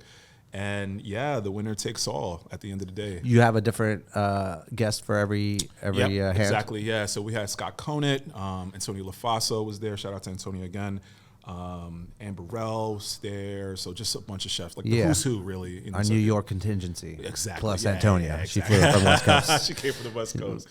She's on fire too, right? On fire. Yeah. I'm so inspired by her. She's an amazing woman. I'd say like, what I love about this industry that we're in, man, I'm really getting to see people for like their personalities and who they are. Like I'd hang out with Antonia, like aside from food, like let's just go. Best. She is so cool to hang out. I love it. Single mother, handing out career. You know, her former husband was Heavy D. Yeah, Just crazy, right? Shout out to Heavy D. Shout out to who Heavy did D. not like Heavy D back in the day. Amazing. She's really just like one of one. So Antonia is just super dear to me. We've had everything. So I'm hoping for a second season. We're really excited for that. And so first season's done. First season we shot in November. We shot 8 episodes. So right now we're at like episode 6 at a Oh, date. so you're still shooting? No. We Oh, you're finished. done. Yeah, so you're just airing. We're airing 6. it. Yeah, correct. Okay. Yeah. So Sweet. we're at 6 out of 8 right now. How long does it take you to film an episode about? It's about a day for each episode. So his day starts at like 7 a.m. and we wrap around 7, so about a 12-hour shift. But I got to be honest, I'm not doing much of the work, man. I'm kind of just there. Yeah, you got a good crew right Exactly, right there. yeah, exactly. I'm sure the Food Network loves that they're using other people's money, OPM. Other people's property. Yeah. So what else? So what else are you doing what do you've been on some shows before as well? And is this the one thing that's happening now in the TV world? Is this show? It's big, yeah. So Wild Card Kitchen's brand new, but I've been hosting Alex vs. America. That's right. Yeah, with Alex Guarnaschelli for 4 seasons now. We're going on a 4th season. Yeah. She's a rock star too. Talk about that New York flavor. Right then and there, man. Yeah. And we hit it off immediately. The first time I met her, like almost like, get out of here kind of vibe. Yeah. It's just like she got exactly where I was coming from, and she's awesome. So she was kicking our butt on Iron Chef Redemption. She's got a 6 sorbet. Oh yeah, that sorbet. What? Kills you every time. Every single, it's bulletproof, bro. I know. When you know she's doing sorbet, just like It's bow just like out. you just bow. I'm like, I'm done. I'm out. I'm done. There's a duo sorbet coming up. I'm done. Yo, the sorbet. Shout out to Alex. So funny. So have you? So I know you were on the brink of opening up a spot and you had to pivot. Yeah. So are you looking at restaurants in the 100%, future, or you 100%. think it's something you want to do? I mean, it's hard to juggle everything. It's you know hard, what I mean? yeah. You know what though, man? Like I wouldn't be true to myself and like that 10-year-old version of me who thought of like having a restaurant. And I'm so blessed and happy that everything else kind of happens and the way it did. But like that's where my two, like that's where I'm at right there. Yeah. Like everything else I kind of feel like I have two left feet. I'm still trying to like figure it out. Yeah. But like I feel comfortable in the kitchen. So Yeah. it's something I want and I'm ready for it. So yeah, I'm definitely looking to kind of get back. Where would you be doing this? I would, New York is home, but DC has like embraced me so much as like their child, especially during Top Chef and all the other stuff I've been doing out here. So I would love to kind of give back to the city in that regard. So doing it in DC would be awesome. Oh, I'd love that. Yeah, man, I think DC would be a great spot for it. I mean, yeah. it's interesting. You're seeing each city right now battle back from what was COVID. Right. And they're all on different timelines. Mm-hmm. I was just in New York City like for the last 2 days, and I was just It's different, man. blown up. It's Yeah, different. it bro. is, right? Like 9th Ave, that Hell's Kitchen area does not look the same. I just saw Hell's Kitchen. I saw the Broadway show with my niece. I took her over. Oh, there. yeah, nice. Yeah, How was Alicia it? Keys. It's awesome. Yeah? Yeah, it was I got to aw- check it out. I It definitely was, want to, yeah. It was actually, Well worth it. I'm a Broadway fan in So, general. yeah. I like going to that stuff. Yep. Because I'm into art. Yeah. And artists. I consider myself an artist. But it was great. I didn't know the background on her story. Wow. Yeah, and it's yeah. wild and it's endearing and It's gritty. Yeah, it's gritty. I Yeah. can't believe she's still with her same Yeah. high school or her first love. The first love, and, and still doing it very true to herself and everything. But Yeah. man, New York it looks different. But I think that's also a cause for excitement and new things to come. I think there's a lot of chefs that see this opportunity to kind of come into the city and make their claim and start putting out different cuisines and stuff like that. So even though the pandemic kind of like mucked up the roads a little bit, I'm excited to see where the industry is going to go. From here It's out. bouncing back, man. It is, I couldn't help but feel like I'd say I went to New York City. I get there a lot, but I went maybe like, I don't know, about 2 months ago. Yeah. And I had a different reaction to the city. I was like, ugh, Yep. This visit, I felt different. You start to feel the beat. I start to felt the beat. Call it the weather's back. People are coming Sure. back out. No Maybe doubt. it's our first spring and into summer that we're having without like the cloud of COVID. The Rambic, It's kind of just like really. Yeah, it's out of sight. Out I of would mind. say this is the first summer. Yeah, like, right. Fully outside. Fully outside. I agree. Right. Yeah, I agree. And I was impressed. I was like, I feel good about this. And went to a restaurant that I've been wanting to go to a lot, by the way, called Port Said. Oh, nice. Where's that? It's from Tel Aviv. It's a Israeli restaurant. I did some food policy stuff for the mayor back in the day. So she sent me to Milan. Yeah. As a representative, and I went to this restaurant called Port Said, and it was right across the street from a synagogue, and it was. Oh, that's beautiful. It was mostly outdoor seating, and they had like the restaurant I walked into was like just the size of this, really, and they did like whole ingredient food, like they served you a whole sweet potato on a thing with creme fraiche, for instance, and I mean you should try this place out. I mean, 10 out of 10, Port Said in New York City, 10 out of 10. Manhattan. Nice. I had the most unbelievable meal there. It was priced properly. It was bustling, sexy place. Nice. They got their own thing going on. So, any restaurants you like in the city you want to shout out? For sure. What are your go-tos? Lama Sands. That's one of my favorite spots. Yeah. Eric Ramirez. I worked for Eric rather, in a restaurant called Nuella a few years back. But it's a Peruvian, Japanese kind of fusion food, but done super well. Thank you, man. And where else? My mom's house for sure. Always there. Mom's house definitely. But when did I get that invite? Yeah, you know what, man? Whenever you come into the Bronx, whenever you're in the way, we can grab get a beer, go to a game, stop by at Mom's, and I would love that. I'll treat you right, man, for sure. I would love that. Little Bronx hospitality. Guys, it's come to that time where I get to feed Yes. Eric, and he gets to review my pizza. Let's do it. Guys, just if you're hearing the pops and you're hearing the gulps, we got Just Iced Tea. It's our fair trade, sustainable You're tea. doing raspberry now? We're doing raspberry. Yes, really good. I I get all our tea leaves for this can line here. It's all for it's all from Mozambique. So No way. all our tea leaves come from the largest organic tea garden in the world, which happens to be in Chá de Margoma. Big shout out to Chá de Margoma in Mozambique. Fair trade. I've met the people there. Have you gone? Oh yeah, I just went last January. It was one of the most unbelievable. How long is that trip? 60 hours to get there. 6-0? 60 to get there for 2 days. For 2 days. You got to stop for food and water just to get the place. It was unbelievable. It was 6 hour, part of that travel was a 6 hour car ride into like the bush. But that's why it is the largest organic tea garden in the world. There's nothing within hundreds of miles. You got to go to these spaces. Yeah, you have to. Yeah. And it's crazy. I met the people there. The people were so beautiful. They accepted me and we have these really cool fair trade commitments there, right? So, which builds schools, clean water. Right now we're building out with the proceeds of fair trade pathology. Good stuff. While we were there, people were getting malaria and typhoid and had no way. They basically have no healthcare out there. Right. So that concept does not even exist. Right. Yeah. No, it doesn't even exist. The last thing. It'd be funny when you go down in these countries and you sit down, the way fair trade works for us over there is that we sit with an elected committee and they decide and vote on where the dollars go, right? So we sat with... Is it like a group of like community leaders? Community leaders. Copy that. There were mostly men. Yeah, of course. But there was 5 women in the group. Nice. So it shows you that it's happening. Right. But we still got a long way to go there. Yeah. They basically present things that they want, right? So you're going there and you could think of all sorts of different things. Like you're like, well, eyeglasses, and then you're watching people walk around barefoot, and for instance, there's no pedals on the bikes there because they don't really need them because they don't have shoes, right? So there's no pedals. Wow. They take all the pedals off and they just use the bar to pedal around, right? Wow.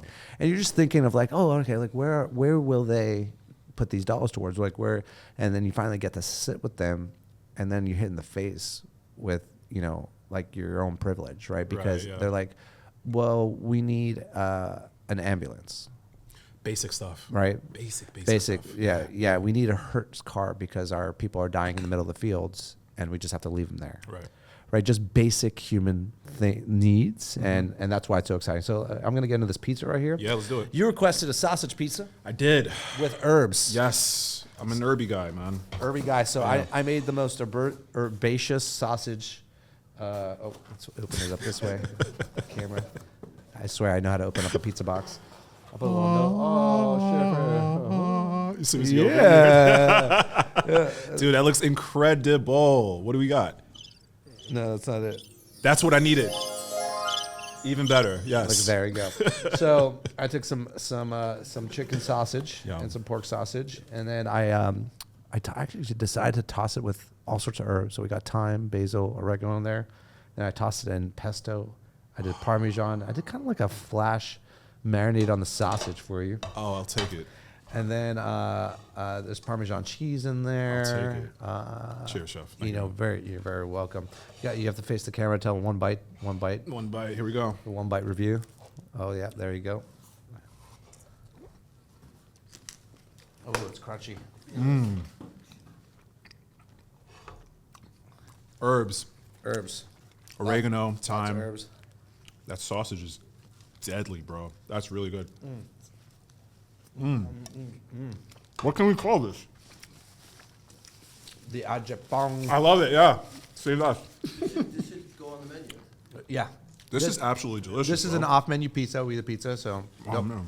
But you know what? Too late. I was in the pizzeria this morning making it, and 2 ladies came in, and of course I have like a window of 15 different pizzas, but the one they wanted was the one I was making. They're like, "What you got there?" I was like, "It's for a friend, with extra special love."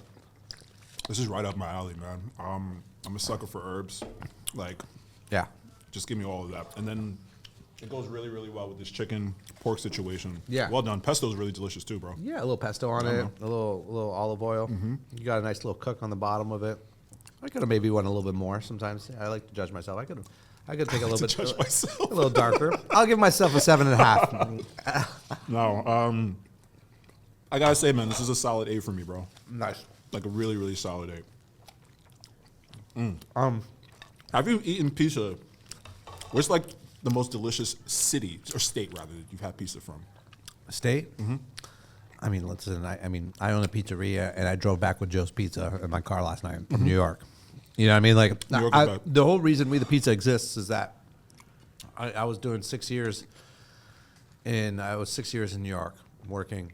I was working for Le Cirque. I eventually worked for Michael Simon at his Greek restaurant. And then I went on to work for Drew Nipperon. I opened up a Vietnamese restaurant with him. You know, Drew. You got my little breath of Drew. And Breath of Drew. yeah, which is amazing. Just sitting in an office, listening to him, you know, is amazing. Yeah.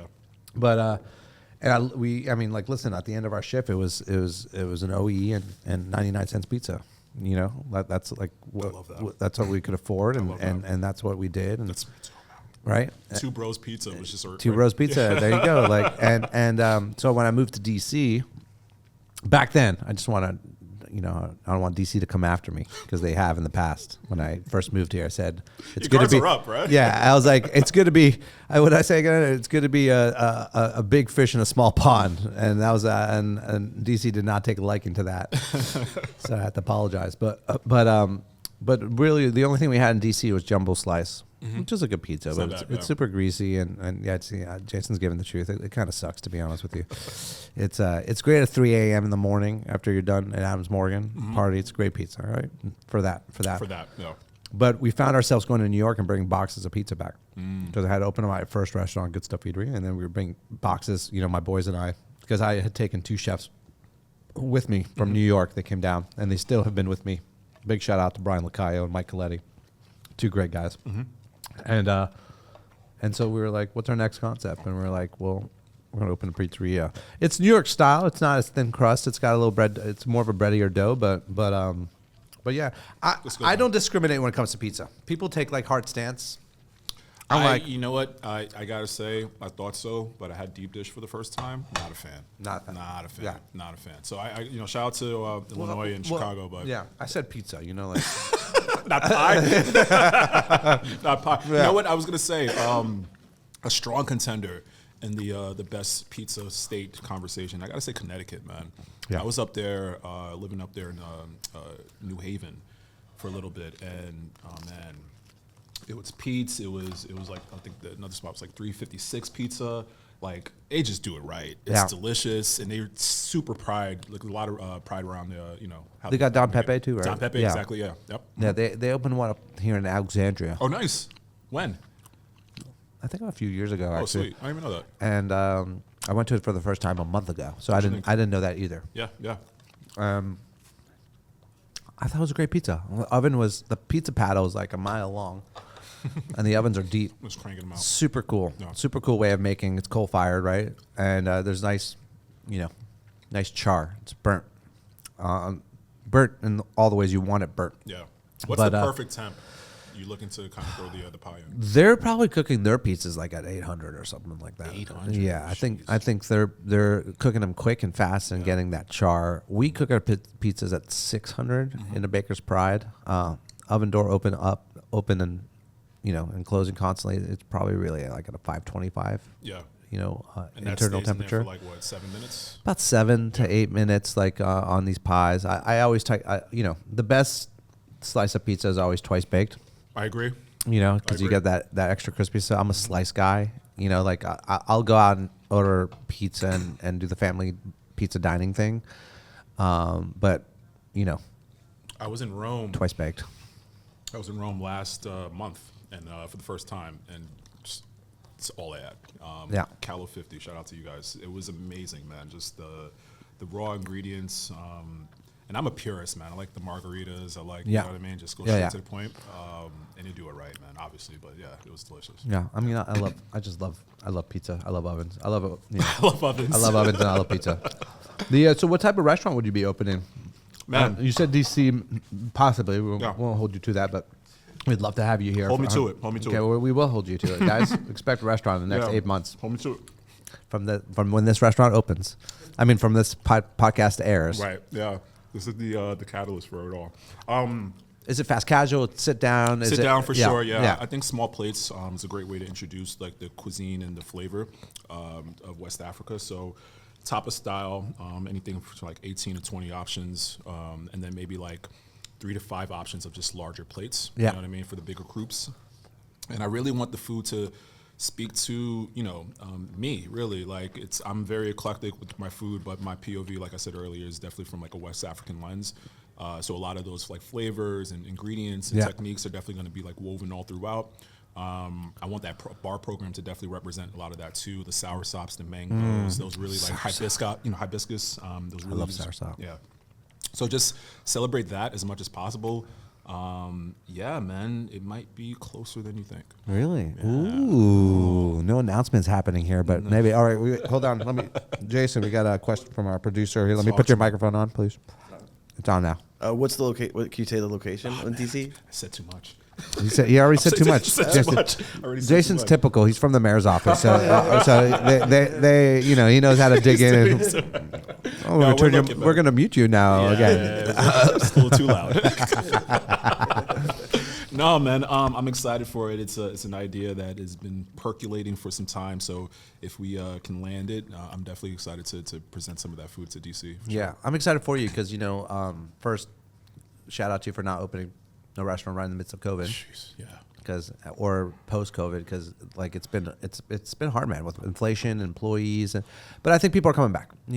We're creature habits on how we like this world to work, and I think I mean, the community too, man. The community yearns for it. Like I can't imagine.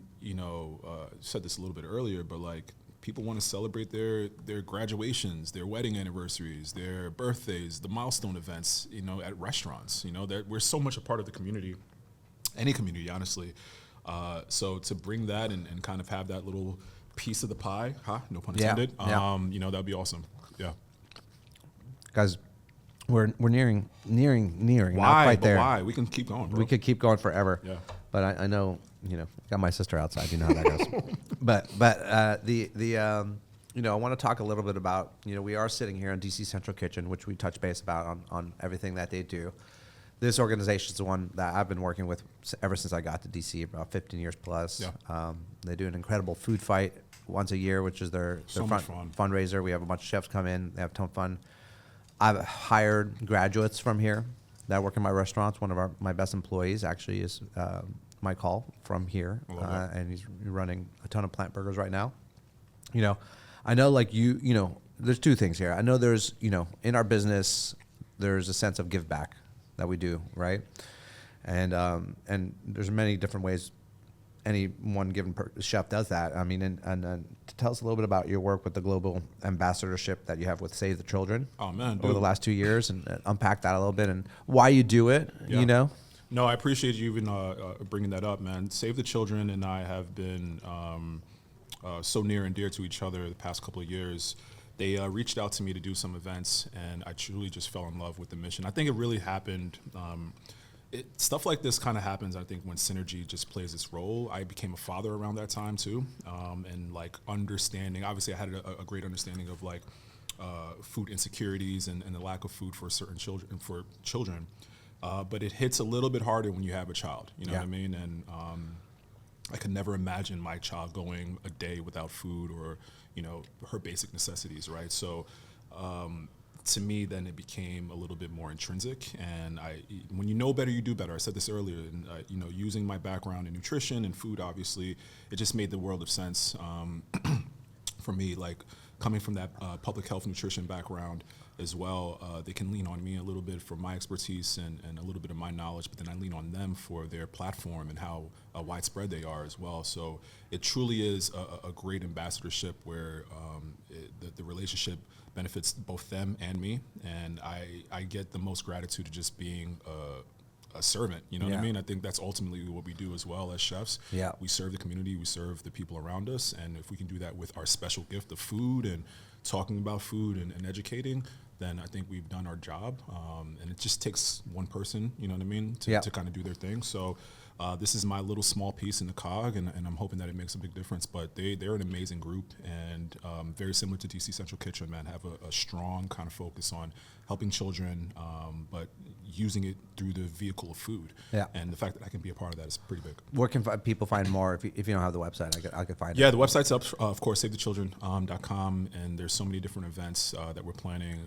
We also announced a few more ambassadors. So Faria Abdullahi, chef out in New York at Havin Mar, Marcus Samuelson's spot as well. She just came back from Africa doing some incredible things in Ethiopia. So I'm inspired by that, and we've talked about maybe doing like a collaborative dinner for the continent and doing some things over there as well. So again, man, it's just playing our very small role in something that we hope can be bigger than us. And that's what it's about. Yeah, I mean, like right on. I'm highly impressed on the way you're approaching the industry. Cheers, the bro. things that you've come from. I'm a fan. Thank you, I'm giddy to kind of see what you do next. Like I said, I just got like this full ball of curiosity when it comes to our industry. So I love to see how everybody like evolves through it, right? And I think you're doing an incredible job. So I mean, obviously we want to have you here to talk on the podcast. What are we've talked so much about the industry, but I always like to also I know this is a taxing industry. Yeah, it is. Right. It's mentally it can be heavy at times, and we have all sorts of stuff that gets thrown our way in this industry. How what does Chef do to brighten up those moments in his life? Like, what are the things that people don't know that we know you're a hustler and working hard. We know that for sure, right? But what are you doing to take care of self? I appreciate that, man. And it's a little bit of like I love to work, man. I love to work. Yeah. I love working. So it's as taxing and as tiring as it is, it also fuels me. You know what I mean? And it's kind of like that glutton for punishment. But honestly, my faith, man, I'd say I'm very, very strong in my faith and understanding who I am through Christ and my family. That's super important to me. Music, man, I'm always at a live concert, something like that. It's super important to me. I'm a massive basketball fan. Knicks fan. Knicks fan. Huge. Okay. Second seed. We're ready for the playoffs, baby. So, so yeah, man, big basketball fan. Being around family too, man, that just fuels me. Like the people that saw me and know me and can grow with me. So I keep it simple, bro. Like other than that, I'm working, honestly. Good for you. Yeah, I'm working for sure. How old's your son? My daughter. She's daughter. Okay, yeah. So she's 5. My agent, my manager. She's an amazing child. I think everybody says that for their child, but I'll speak specifically about mine. She's just so cool to be around, and she's thriving, and she's kind of getting around the age where she's noticing like what dad is doing. So she's starting to find a cool appreciation with that, like stopping random people in Target. Like, do you know my dad? Yeah. Like, so that's pretty fun. My son is like same thing. He's actually embarrassing me, and he's got not facts out there as well. He's exactly like, right. Yeah. He's like, I don't know where he got this, but he's like, do you know my dad's the best chef in the entire planet? Yeah. There you exactly, go. Right. He's yeah. like, and then my son will add, he beat Bobby Flay. Exactly. And I'm like, to the random like clerk at the store. I'm like, why? But then in the back of my mind, I'm like, yeah, baby. That's right. That's right. Keep bragging. Yeah, it's still awkward to me. Like, I'm not on a TV now, but I still push and get myself out there. But every once in a while, I get somebody that still walks up to me and is like, "Hey, man, I love your food." Yeah. And I always like, my son's with me or something like that, and people are respectful out there. So thank you for that, by the way. Of course. But I'm always like, I wonder how like weird he feels. Like, what does he get? Why people are walking up to me and telling me I love your food? It's like, their normal though. It's man. their normal. This is their existence, right? Yeah. So they don't know anything else. And this is what I'm starting to realize as I put myself in her shoes. Like, she's starting to see her dad on TV, and that's not a normal thing, right? It's not a normal thing. So like I really have to kind of like curve that, those moments like with anticipation and a little bit of grace for her because she's 5. But then also like she's very exposed to something that's completely like unorthodox, right? Yeah. Like you don't see your dad on television oftentimes. So she's handling it pretty well for a 5-year-old. Good for her. Yeah. I mean, what I did? I took some of these matters in my own hands. So my son was really getting into YouTube a lot, and I was just like, I was like, oh no. How old is he now? He's 7. And he, he has a different set of rules at our home that he does at his cousins, and they're like best friends and they're same age. My sister's on her 3rd child, so it's a little bit more lax over there, and he's my one and only, so we're just a little bit more. Of course. So. So I was like, I was like, all right, how do I figure this out? So we basically launched a YouTube channel, Oh, dude, I saw that. Oh, you saw it? Yeah. I saw that. So LA you guys Mag- are doing eggs today. Yeah, exactly. Yeah. So LA Mag puts it out for us. I have a good friend over there named stuff. Shane. He actually is boyfriend with Gia Delantis. Oh, very cool. Yeah, so he's a great guy. We've worked in the past, so he's like, I'm not making money off of this. It's not the point. But the point is just to get cooking with my son and get him like to feel a little bit of the things I was doing, so he can kind of make it a little bit more sense out of it, For right? sure. That Have an appreciation for it. Have an appreciation, and also know that it's not like, I'm a chef. I respect that I'm doing good things in the world, but it's not like, I don't want to be looked at like as a celebrity thing. I'm trying to dress it down a little bit, but we're having a ton of fun. So, I mean, look, guys, shout out, guys, definitely go out, eat at restaurants, follow cookbooks. But, cooking at home is also really well. Like, my mother was like, she's like, stop telling people to cook at home. We're in the restaurant industry. The opposite. She's so gangster. She's so gangster like that. I'm like, no, ma. Like, I was like, come on. I was like, I gotta tell people to home cook cooked meals. Yeah, I was raised off of home cooked meals. I just want people to get a little bit of what you're getting. Oh, that's hilarious. But listen, we're gonna do the outro here, Eric. It has been an absolute pleasure. I hope you can come back on. Dude, I hope you tell people to come. Some of your chef buddies to come do the podcast. I think it's a good moment just to get out there, talk about what you're doing. And I had a blast, man. The pizza was delicious. The conversation was all right. No, I'm joking. Yeah, exactly. No, the pizza was really good, man. Spike, you're an awesome host, obviously, man, and everything that you do in the industry is just equally as impressive and inspiring, man. So it's my pleasure, bro. And to be here at DC Central Kitchen is also pretty cool as well. So yeah, awesome. It's a win all around. Hopefully you'll take me to a Knicks game soon. Yes, because I've never been to one. Oh, come on, man! I've done like 3 in the past week. Oh, you have? All right. I would love to go do the Knicks experience with you in New York. I'm gonna let you know next time I'm in town for sure. And yeah, man. Again, it has been awesome, and I can't wait to have you again because I know you're gonna have a whole other bunch of things to talk about in the next year or two. Maybe talk when this restaurant opens. Hush, hush. Yeah. When this restaurant opens. All right. Well, guys, thank you everyone for joining us on this captivating episode of In the Weeds podcast. A heartfelt appreciation goes out once again to our guest, Adjepong Chef Eric Adjepong. For some information about Chef Adjepong, visit www.chefadjepong.com. How many more times can I say Chef Adjepong? And catch him hosting Wildcard Kitchen on Food Network and streaming on Max, correct? Yes, sir.